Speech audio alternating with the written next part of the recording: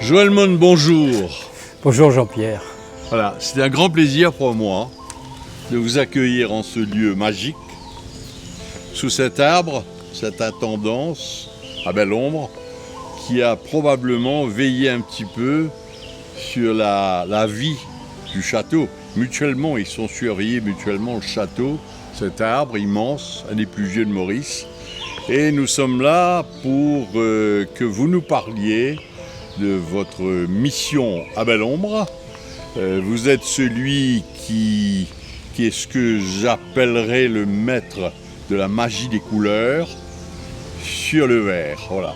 Alors c'est vous qui allez nous dire qu'est-ce que vous allez faire ici et surtout quels sont je ne vous demanderai pas tous les secrets de votre art, mais au moins que vous expliquiez aux gens qui ne le savent pas comme moi, qu'est-ce qui fait la base de ce métier extraordinaire que vous faites. Eh bien Jean-Pierre, d'abord je suis ce qu'on appelle un maître verrier communément, voilà. J'ai un atelier, je devrais dire j'avais, parce que mon fils a pris la succession de cet atelier. Donc c'est un atelier qui date des années 1840, donc un vieil atelier qui s'est transmis de maître à apprenti. Donc j'ai appris mon métier chez un maître verrier qui était une dame extraordinaire à cette époque-là, puisqu'il y avait très peu de femmes qui faisaient ce métier. Ça c'est en quelle année Pour moi? Non, la dame, la fameuse dame, l'apprentissage. La dame, l'apprentissage, c'est 77, 1977, ouais. Ouais, ça fait un peu plus de 40 ans, 45 ans à peu près. Voilà. C'était une dame extraordinaire qui était passionnée des couleurs. Justement, pour moi, c'était une fauve. Vous savez, ce mouvement de peinture très axé sur les couleurs. Et elle parlait surtout de la transparence donc, et de la puissance des couleurs. Et ce qui caractérise mon travail, c'est justement de travailler sur la transparence et la couleur. Alors, je pense que vous vous inspirez beaucoup, probablement, de ce que la nature nous a donné de plus beau en termes de couleurs, c'est l'arc-en-ciel. Ah oui, tout à fait. J'ai même fait c'est la particularité de mes œuvres en tant que créateur, parce qu'on a deux casquettes. Mon métier, c'est quand même de faire des vitraux, donc, et ça consiste pour ce qui permet de vivre, mais qui est aussi une passion, c'est de restaurer les vitraux anciens. On a un patrimoine en France extraordinaire et il faut des spécialistes pour entretenir ce patrimoine. Vous avez tous entendu parler de Notre-Dame de Paris en ce moment, etc. Donc voilà, c'est notre cœur de métier. Alors, qui dit vitraux dit nécessairement église, monument religieux? Non, alors ça c'est compliqué, ça devient long, hein, mais on peut essayer d'attaquer.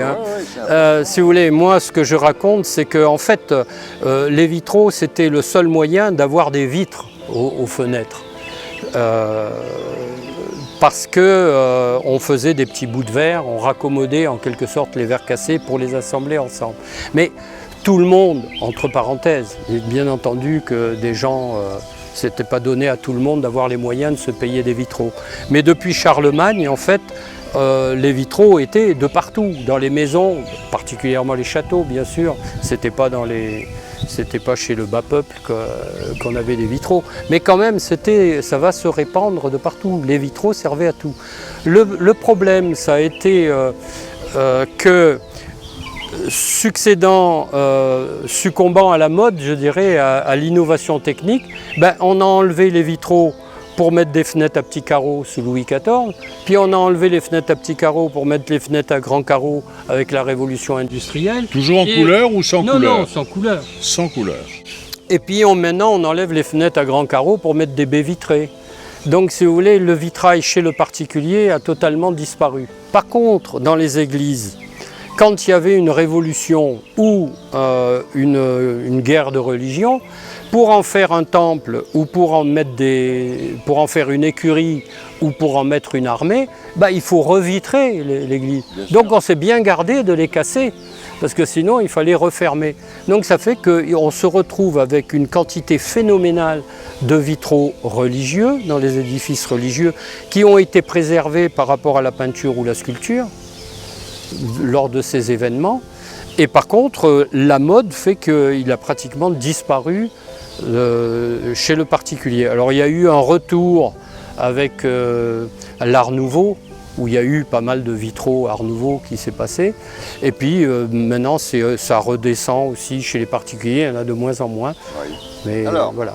Si nous revenons à votre mission ici, nous avons derrière nous cette fameuse maison de Belle-Ombre, le château, comme on dit depuis très longtemps, qui est une maison de style anglo-indien. Alors le style anglo-indien, il est caractérisé, si vous voulez, cette maison a une petite base anglo-indienne. Pourquoi?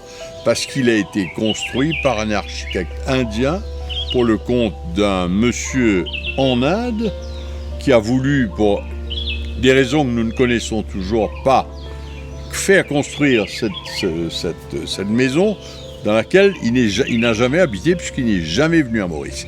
Mais l'architecte a bien évidemment voulu respecter cette architecture anglo-indienne qui consiste essentiellement pour cette maison d'un toit à 4 pans. Hein, ça c'était le toit très caractéristique du style anglo-indien dans les Indes. Et aussi ces fameux vitraux qui donne, moi j'ai passé mon enfance ici, il faut passer du temps dans une maison pour comprendre la magie des vitraux. C'est-à-dire qu'avec le soleil couchant par exemple, le jeu des rayons du soleil dans ces vitraux de différentes couleurs donne à l'intérieur de la maison presque une magie mystérieuse qu'on ne retrouve pas d'autres heures. Alors donc vous êtes en train donc de terminer ce travail de rénovation des vitraux, puisque les vitraux avaient été démolis il y a très longtemps et mal remplacés.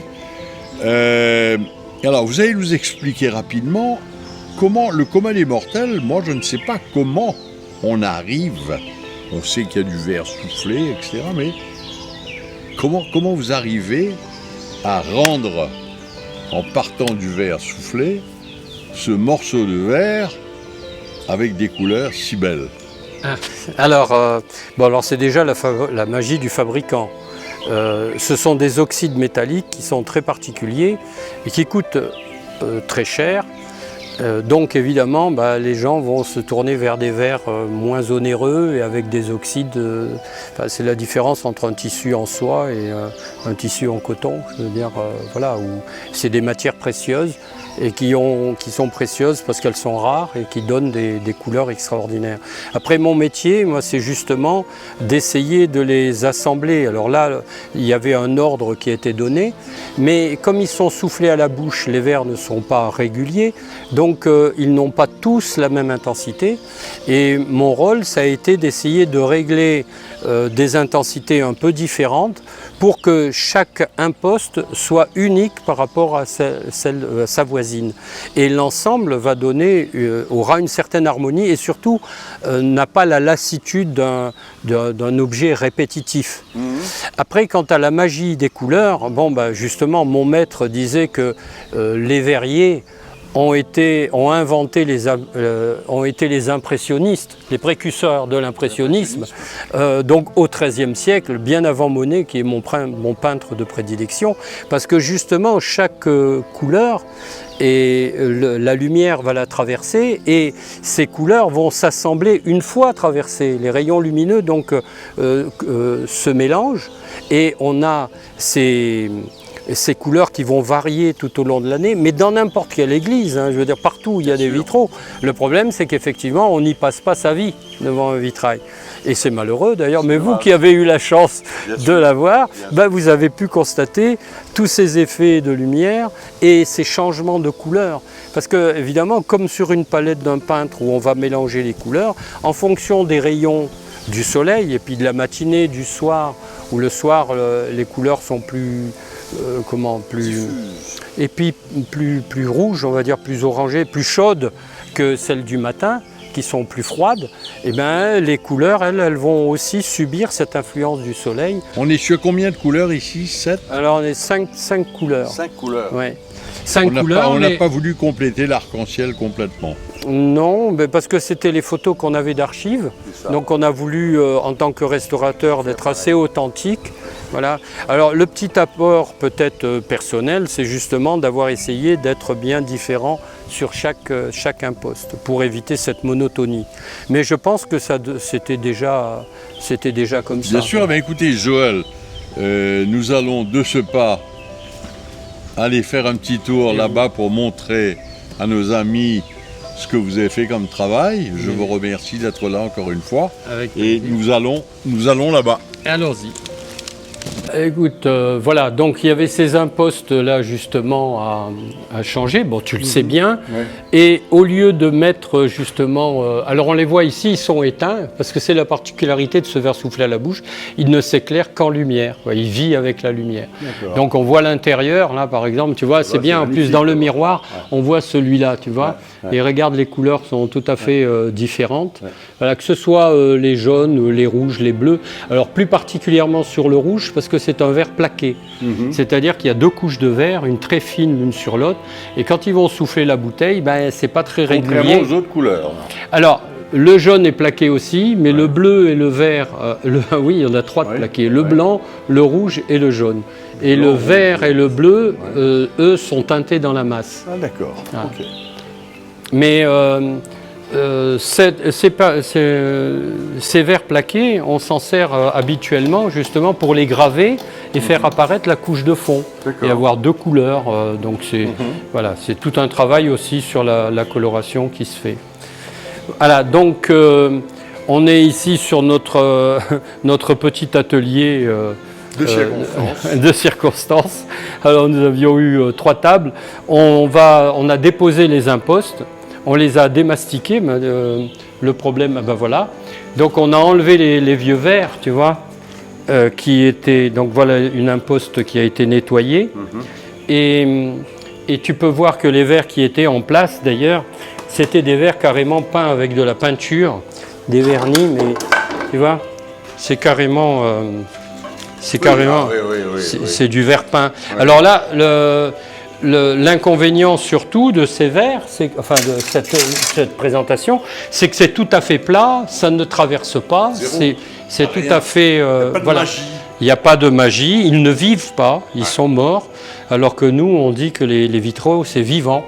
Hein, justement le verre va, comme tu disais tout à l'heure, ça va changer en fonction de l'orientation de la lumière toute la journée et même des saisons, ou même d'un oiseau qui passe, d'un nuage qui est là, et tout de suite ça va avoir d'autres couleurs. La magie de toute façon, la magie reste toujours mystérieuse. Voilà. On ne va pas l'expliquer. Tout à fait, oui, totalement. Oui. C'est ce qui fait son charme. Voilà, donc ce que j'ai fait, c'est que j'ai prédécoupé les verres. Ça, c'est une histoire d'économie de transport, hein, pour ne pas transporter toutes les plaques de verre. D'abord, ça aurait été plus fragile.